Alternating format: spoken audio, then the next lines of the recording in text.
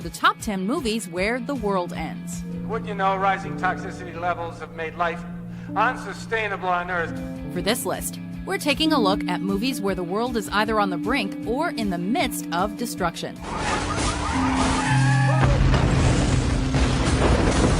And by the end of the film, life on Earth as we know it must come to an end. Yeah. All right, stay with me. I know how this sounds. Movies that exist in a post-apocalyptic world like The Road or Mad Max Fury Road were not considered, as that's a list for another day. It is by my hand you will rise from the ashes of this world. And because we'll be discussing plot details of these films, a spoiler alert is in order. This is ridiculous. Number 10, Interstellar. Nelson's torching his whole crop. Light? They're saying it's the last harvest for okra. Ever. The Earth in this Christopher Nolan sci-fi epic is no longer a lush planet where flora is plentiful. Food growth has become nearly impossible, and the future of humanity is in jeopardy. The last people to starve will be the first to suffocate. Primarily following the crew aboard a spaceship as they desperately search for a new inhabitable planet, the shadow of death looms large over every scene. But there's a distinct feeling of hope that permeates the story. Do not go gentle into that good night. Rage, rage against the dying of the light. A visual masterpiece that keeps you guessing as to its next move and hits you at an instinctual level. Interstellar is a worthy addition, as humankind is forced off its home permanently. There's some things that aren't meant to be known. Number 9, Seeking a Friend for the End of the World.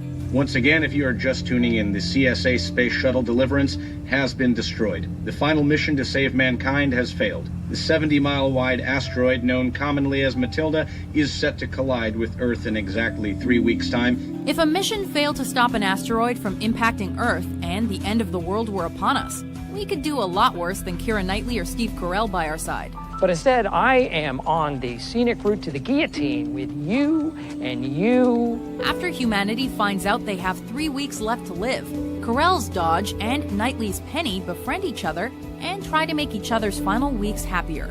In Dodge's case, by finding the one that got away. Well, they all got away, but she was the first, yeah. And in Penny's case, by returning to her family in England. If you drive me to where I need to go, I can get you to your family. They find that they are the missing ingredients in each other's lives. Sure, their story may have a grim ending, but at least these two didn't go out alone. What do we do now? I just want to lie here with you. Number 8, Miracle Mile. I mean, for me, to find a girl my age who actually knows who Dickie Wells and Vernon Brown were, there has to be a cosmic plan of some sort. Just when a man finds the woman of his dreams, a phone rings and he finds out that nuclear war is imminent. We're talking real imminent. It's for real, Dad. It's no drill. We shoot our wad in 50 minutes. At times, Harry's uncertain that the end is, in fact, near, and that the information he received was accurate, becoming increasingly worried that he alone sparked the panic gripping LA. What is the truth, Harry? Where did you hear we'd started a war? Those people at the helicopter said Landa told them, and you told Landa? God. Even so, Harry tries to find a way to escape his impending doom, and finds himself going to great lengths to do so.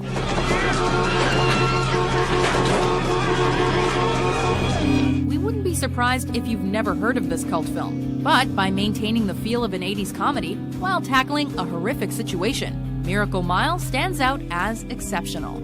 Look at that baby go! It's going all the way to Tijuana. Number 7, These Final Hours. As I speak to you right now, it's making its way towards our fair nation.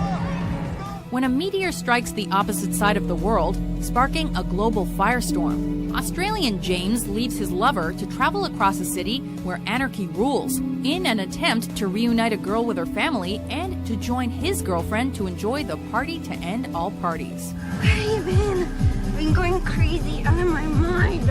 An Australian film that's largely unknown in some parts of the world, These Final Hours deserves a great deal more acclaim and notice. Do you ever think you might end up in hell instead of heaven? That'd be awful. With characters that are far from innocent and a goal that seems fruitless, The performances, story, and situation have you rooting for them despite the odds. I love you so much. I'm sorry. I'm here. Number 6, The Day After. Undoubtedly one of the better television films ever made, and still the highest rated. The Day After is a product of its time. Will the Russians advance straight for the Rhine and defy NATO's declared policy of defense by all means, including the use of tactical nuclear weapons? Taking place during the Cold War and showing a worst-case scenario outcome of nuclear war. It's an uncompromising film that juxtaposes life before, during, and after the destruction wrought by such a conflict. Either we fired first and they're going to try to hit what's left, or they fired first and we just got our missiles out of the ground in time. We're introduced to a world we know well, and a wholly unfamiliar one at the same time. One where failing to find food and shelter means your very survival. That's it. No more. What do you mean, no more?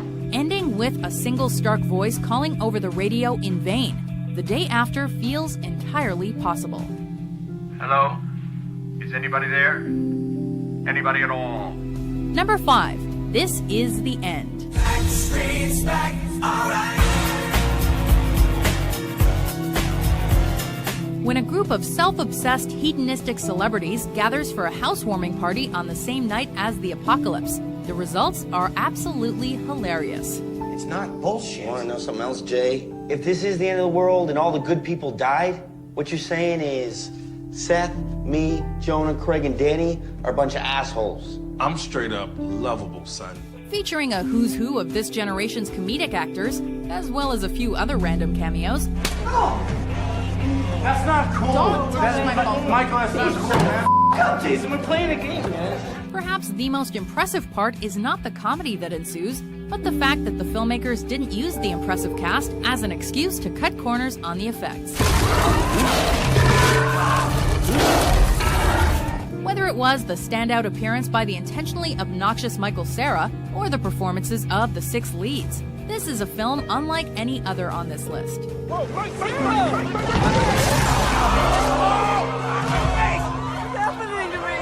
Number 4, On the Beach. We're all doomed, you know. The whole silly, drunken, pathetic lot of us. Doomed by the air we're about to breathe. The battle is not over even after the world has been decimated by World War III, for the nuclear fallout is on its way. The war started when people accepted the idiotic principle that peace could be maintained by arranging to defend themselves with weapons they couldn't possibly use without committing suicide. On the Beach follows humanity as it anticipates ultimate destruction due to the impending radiation sickness that is moving south to Australia. We're left with a world in which people are deciding either to succumb to the sickness or to end their lives themselves. God, forgive us. A grisly window into the despair of near-certain doom. This film is a harrowing look at the outcome of nuclear war, the shadow of which loomed large when the film was released in 1959 and remains relevant today. There isn't time. No time to love. Nothing to remember.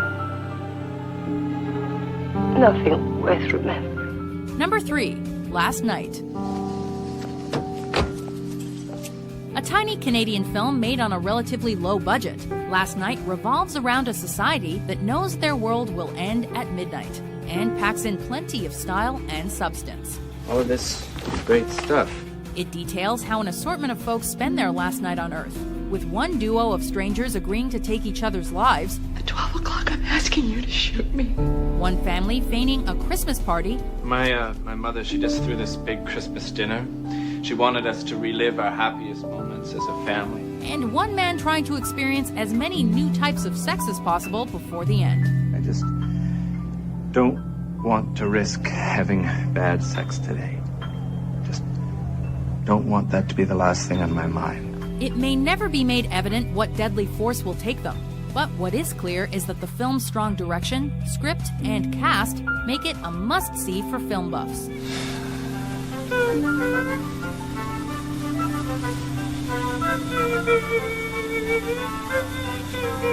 Number 2, Melancholia.